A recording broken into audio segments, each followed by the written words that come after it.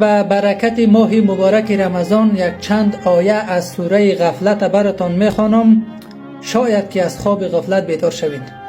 سوره غفلت: ای کسانی که ایمان آورده اید و در کشورهای کفری زندگی میکنید، میخواهم چند واقعه را برایتان بیان کنم، پس آیا پندگیرنده هست؟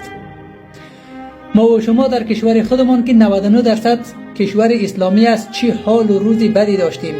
آرزو میکردیم به ایران براییم زندگی بهتری را تجربه کنیم. کشور ایران هم یک کشور 80% اسلامی است چه ظلم‌هایی که بالای ملت ما کردند و ما را به چشم یک حیوان، حتی از حیوان پایین‌تر نگاه میکردند. رو به جانب ترکیه کردیم که راحتی بیشتری داشته باشیم.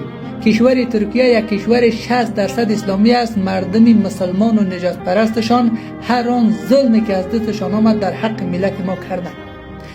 در مرزها دست پایمان را شکستند. در استانبول و انقره کار کردیم، پولمان را ندادند.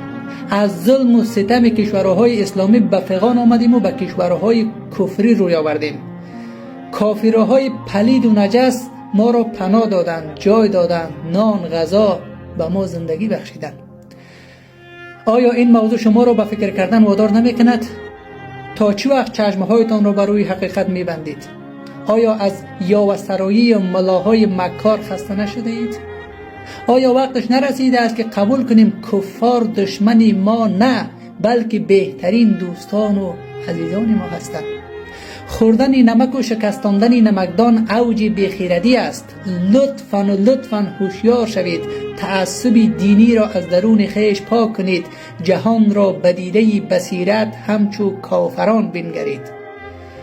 من معذرت میخواهم، شاید حقیقتهای تلخی که گفتم برایتان آزاردهنده باشد، ولی تا ابدالابد نمیتوان چشمها را بر روی حقیقت بست. بالاخره باید بپذیریم و بگوییم.